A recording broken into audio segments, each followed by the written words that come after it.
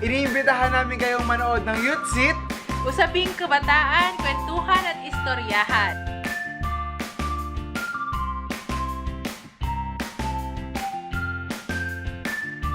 Siyempre, every Friday, 8:30 p.m. Sa United Media Channel at UMC TV PH.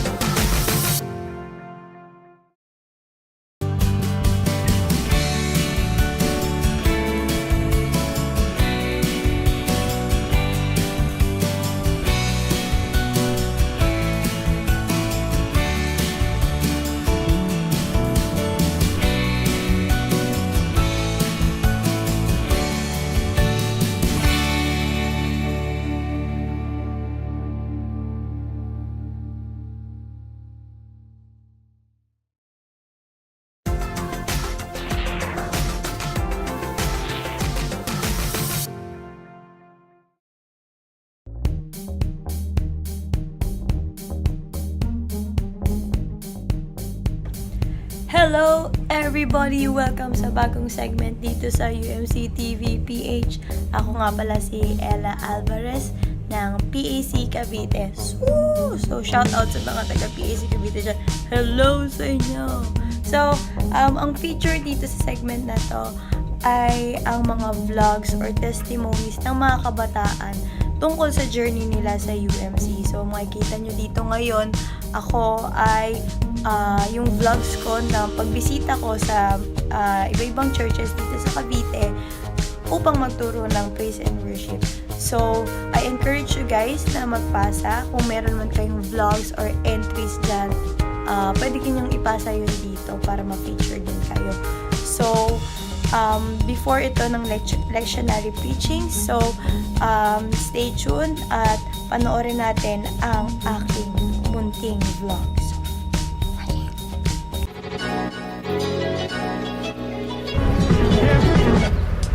Hi guys, so papunta ako ngayon ng Pisla. Layo na dito, sobrang layo. Joke lang. Like 15 minutes away lang dito. Home church to ni Jake. So, church visit pa rin eh. Pero, kasi OCI din. So, biglaan lang. Hindi na ako tututog sa morning service. So, baka feeling ko malilate ako. Sa 8:50. Tapos nag-vlog ako. Madali lang. 8:58 na. Nalapause siya. Tapos una yung pao. Oh my gosh.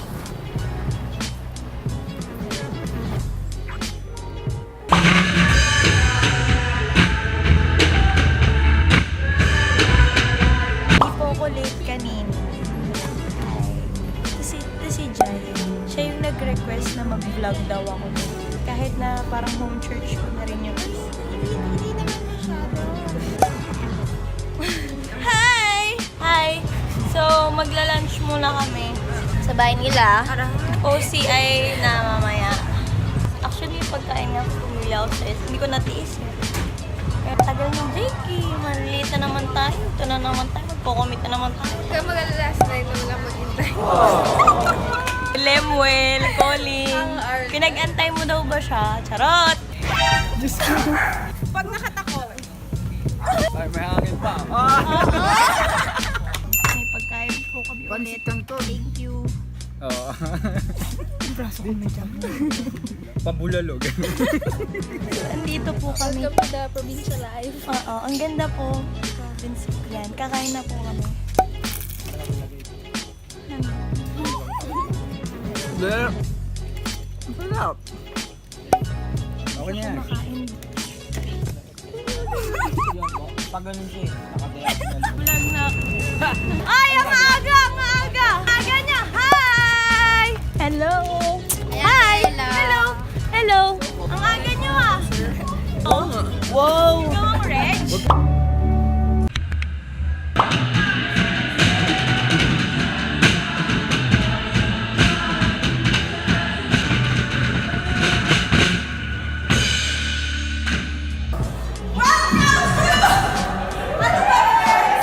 Welcome to OCI!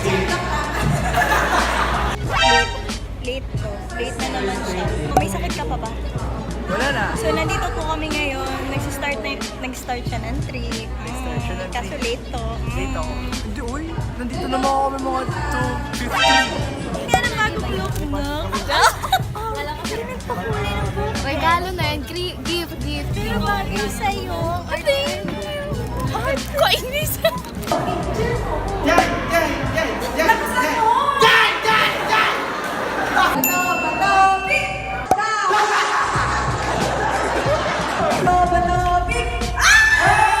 Handa ka na mga kanta ni Vincent? Okay, kaya mo na. Teka, sister.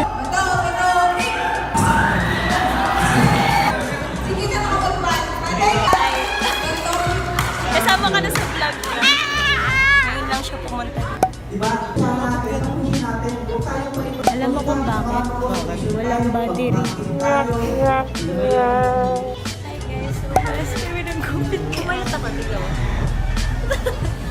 Alis na siya kasi may vesper pa sa New Year niya. Pero mas mataba siya. Bye. Ganda. Video pala yan. Ay! Dito na po yung idol ko. Pag nag-vlog ka.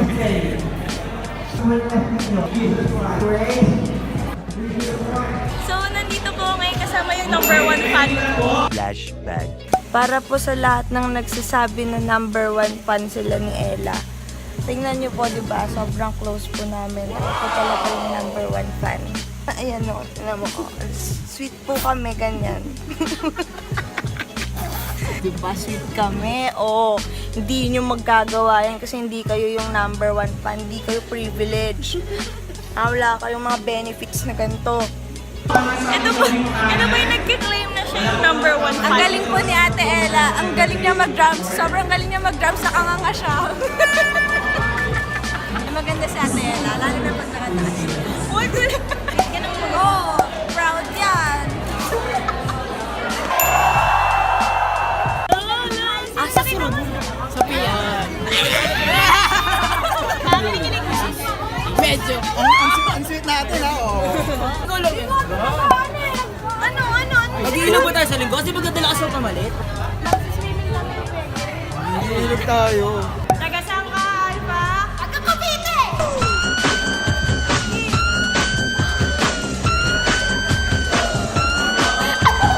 Dali mo mauto, no? Oo.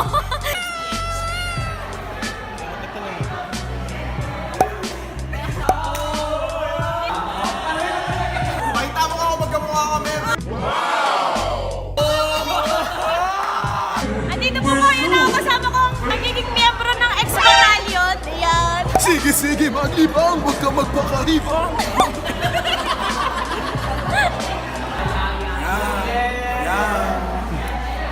Lahat kayo may mag-report kayo na titira dito.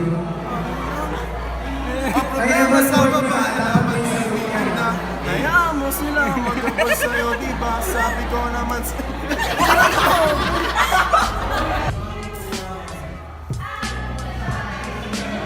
Bye, Ate Abby. Bye-bye. Hindi kita naibida ngayon sa vlog. Mabuti naman. Bye-bye, tita! Babay ka na sa pala. Bye-bye nga, bye-bye. Dali na. Ayan.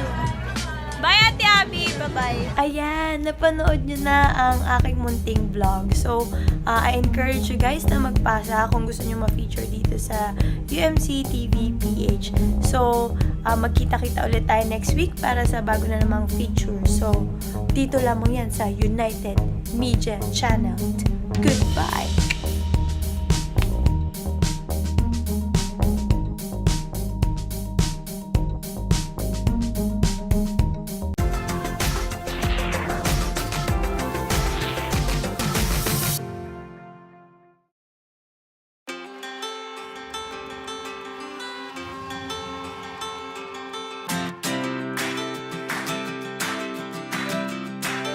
Yung alam sigla ay masasabi kong ito ang katuparan ng isang pangarap na kung saan ay gusto naming magkasama-sama ang lahat ng mga mananampalataya.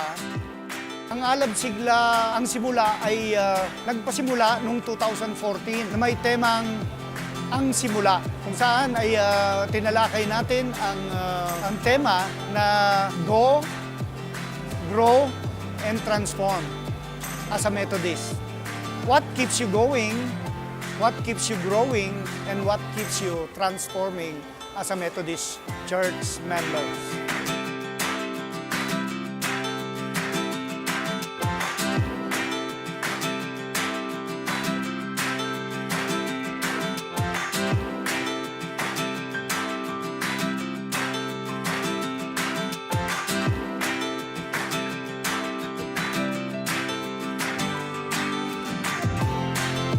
Ito ay open sa lahat ng edad, kabataan, mayap, kabataang may gulang, kalalakihan, kababaihan ng ating iglesia. Sila po yung ating mga targets. Gusto nating magkaroon ng, sa panahon ng pagbabakasyon ng mga estudyante, gusto nating magkaroon ng bonding ang pamilya sa pamamagitan ng ganitong gawain. So kami bilang isang pamilya, every time na magkaroon ng Alab Sigla, buo ang pamilya ko na dumadalo dito hanggang sa apo. Kaya Alab Sigla 2020, the road to Alders Gate experience. Kapag sinabi ng optometrist na 2020 ang vision mo, ibig sabihin nun perfect. Ganon din yung pananaw natin dito sa ating programa. Na kapag katapos ng ating Alab Sigla, ay magkaroon tayo ng clear vision kung saan patungo yung ating pananampalataya. Ang ating tema ngayong taon ay pamumunga, kaya natin binigyan ng diin itong pamumunga sapagkat ito ay base dun sa ating quadrennial theme, na therefore go and bear fruits. Yan yung ating quadrennial theme. So, ibig sabihin, kailangan na maging tema natin ay nakabase dun sa ating quadrennial theme. Ang nakakatuwa, hindi lang namunga dito ang Alab Sigla, kundi lumayo na-expand yung territory. Marami pa tayong inaasahang mangyayari sa Alab Sigla at ang nakakatuwa dito, hindi lang basta na nabubuhay yung pananampalataya ng ating mga kapatid, kung hindi ito'y nagkakabunga rin na kung saan ang mga kapatid natin ay nagtatalaga ng kanilang buhay para maglingkod. Tinatalaga nila yung kanilang buhay bilang isa magpastor, magdiakonisa.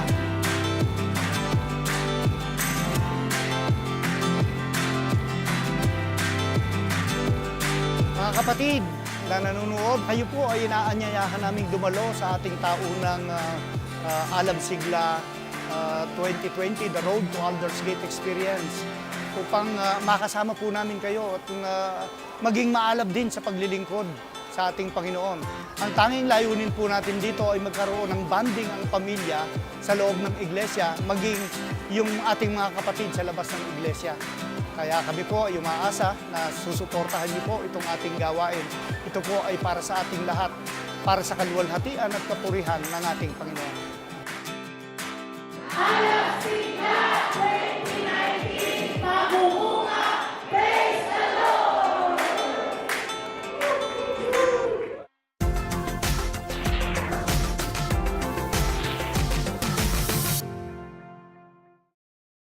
Binabati ko kayo mga kapatid sa pangalan ng ating Panginoon.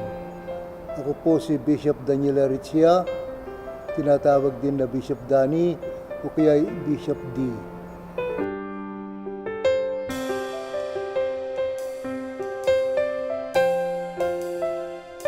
Inanyahan ko kayo na manood sa programang ito na pinapagkatan natin ng lectionary preaching.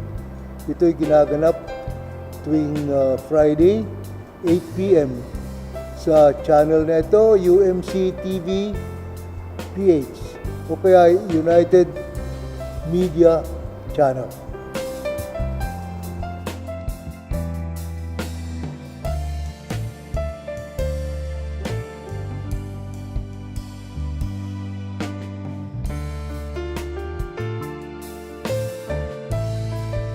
Magandang gabi po sa inyong lahat. Ako po si Bishop Aritzia, tinatawag din na Bishop Dani o kaya Bishop D.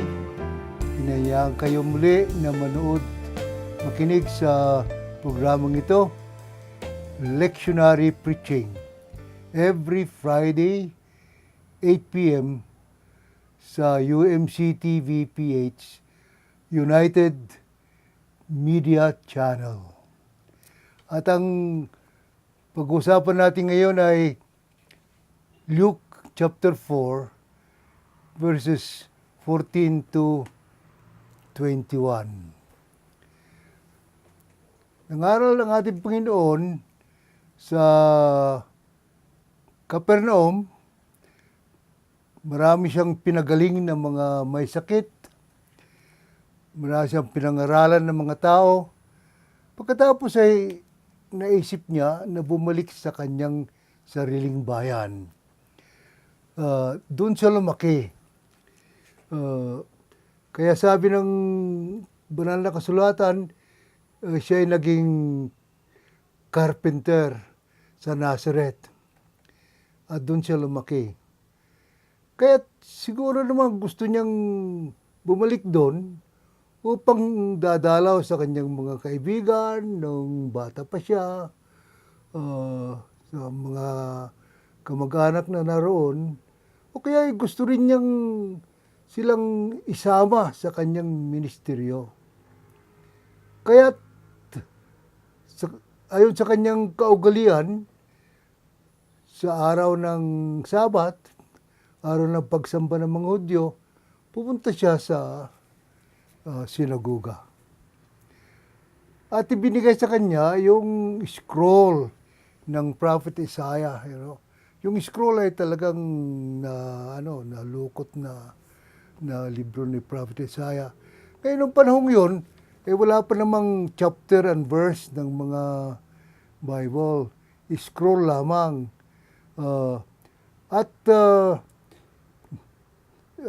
Nagulat nga tayo at binigay sa ating Panginoon yung scroll. Pero alam ng ating Panginoon kung saan niya hanapin yung kanyang teksto. Na ang teksto niya ngayon ay yung alam natin na Isaiah chapter 61. Alam mo yun, Isaiah chapter 1 to 65, Isaiah 61, edi halos nasa ending na ng scroll yon. Pero nagtaka tayo sa kagalingan ng Panginoon, magaling siya sa Biblia. At naman lahat tayo ay dapat marunong din sa Biblia. Ngayon may chapter, verse na tayo. Madali na natin buksan ang banal na kasulatan.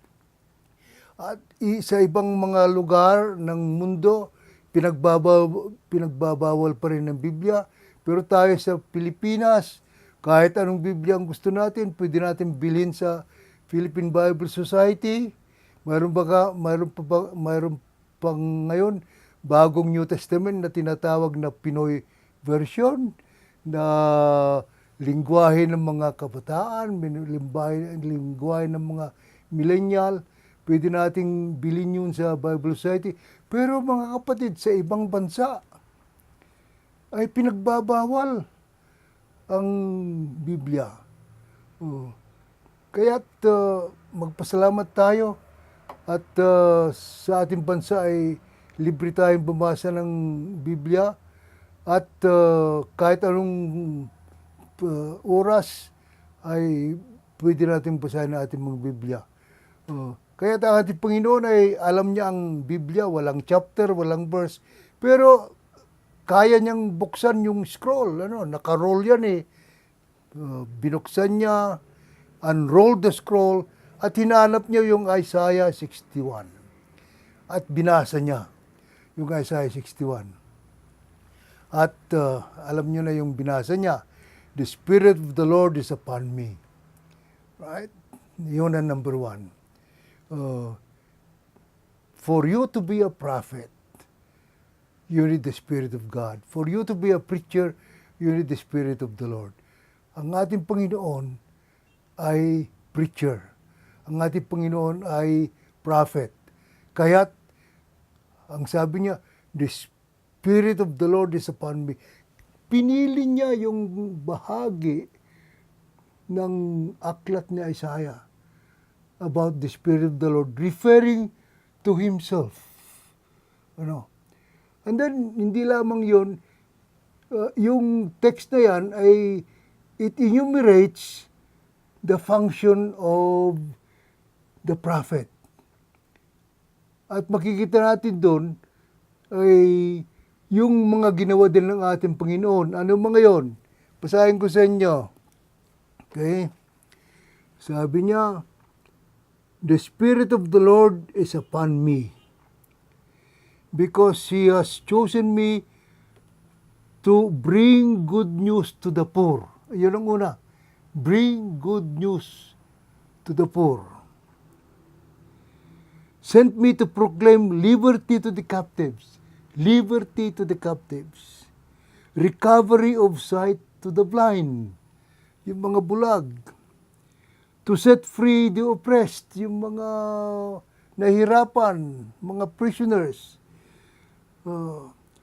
And announce that the time had come when God will save His people. Ngayon, ito galing kay Isaiah. Pinili ng ating Panginoon ito na kanyang teksto. The first sermon He preached in Nazareth, ito ang teksto niya. At ano ibig sabihin? Ito ang kanyang guideline. These are the guidelines for His ministry.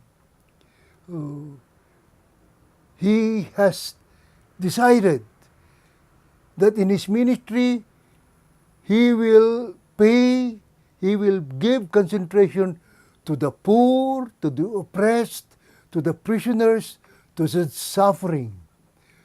At sa kanyang ministry, talagang yun nga nangyari. Jesus was always for the poor. He was healing the sick. He was giving food to the hungry. Sa kanyang ministeryo talagang ipinakita niya na sinunod niya ito. At hindi lamang yun, mga kapatid. Sa pagpili niya nito, He is inviting you and me, tayong lahat.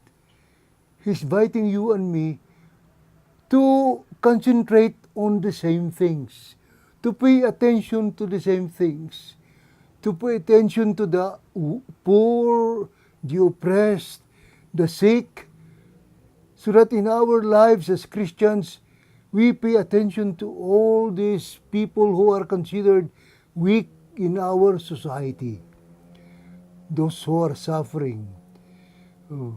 And so we come to another principle in the scriptures, which is found in Romans chapter 14 in the letter of Paul. Anong principle doon?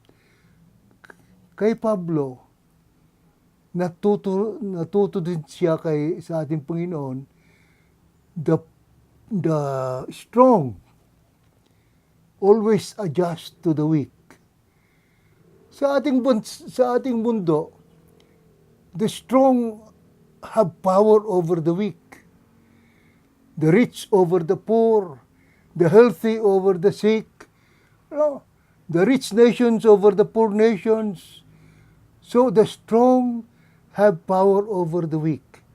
But in the gospel and in God's kingdom, the strong adjust to the weak. Because the weak are the important people in the kingdom of God. So the strong always adjust to the weak. Kaya mga kapatid, kung malakas ka, kung malakas ang iyong pananampalataya, at may kasama kang mahinang pananampalataya, mag-adjust ka sa mahinang kapatid mong yan. Huwag mong hayaan na ikaw ay magiging tisod sa kanyang pananampalataya. Ang mga churches natin ay dapat exhibits of this kind of mentality, which we call gospel mentality. The strong adjusting to the weak. Ang sabi ni James, ni Santiago sa kanyang letter, true religion. Anong true religion sa kanya? Is helping widows and orphans. Bakit niya in-specify na widows and orphans? Sapagkat at that time, widows and orphans were the neediest of the needy. They were the poorest of the poor. They were suffering more than anybody else. Kaya't yung sinabi niyang yun, hindi lamang upang mag-concentrate lang tayo sa mga widows and orphans, kundi let us concentrate on the poorest of the poor, on the neediest of the needy. Ayun ang tawag sa atin ng ating Panginoon. At ginawa yan ng ating Panginoon. Sa Luke 4 nga, ito ang kanyang standard. Ito ang kanyang mission. At ito ang kanyang ginawa. Kung basahin natin ngayon ang Ebanghelyo, from beginning to end, Jesus was a healer, He was a giver of food, He fed the hungry, He healed the sick, He gave sight to the blind, He cleansed the leprosy patients, He raised the dead, He comforted the sorrowing. Ano pa? At lahat ng ginawa ng Panginoon na yan, inaanyayan tayo upang gawin din natin. Remember that principle, the strong adjusting to the weak. Kaya si Pablo, yung parte ng letter na parte ng lectionary ito, 1 Corinthians chapter 12, ay ito rin ang focus. Kasi si Pablo is talking about the body. Anong sabi niya? Maraming parte ng body. Pero sabi niya, iba-ibang function ng body. May kamay, may paa. Pero hindi lamang yun. Sabi ni Pablo, may mga parte ng body na weak parts. Hindi lamang weak, kundi ugly parts. Ugly parts. Sabi niya, it is the ugly parts of the body that we honor most. Yun daw mga ugly parts ng katawan natin, ayun ang nilalagyan natin ng damit na magaganda. Yung parte ng katawan natin na magaganda, bakit naman takpan natin yung mukha natin? Hindi natin takpan yung mukha dahil yung maganda ngayon, kamay natin, maganda rin, magandang tignan, huwag natin takpan. Pero yung mga parte ng katawan natin, sa stomach, sa iba pa, na hindi magagandang tignan, ayun ay pinapaganda natin sa magitan ng mga damit. That is the principle. The strong adjusting to the weak. Alalahanin natin mga kapatid, the world's standards are opposite. It is always the weak adjusting to the strong, and the strong controlling the weak. In the kingdom of God, as taught by Jesus, opposite yan mga kapatid. The strong always adjust to the weak. The rich adjusting to the poor. The powerful adjusting to the powerless. At ang hamon sa atin ay ito'y makikita sa ating mga iglesia. Napakaganda sana na witness to the whole world that Christ really rules in our church. If indeed in our church, everyone can see this principle of the strong adjusting to the weak, which is the principle of Christ and the gospel. Amen.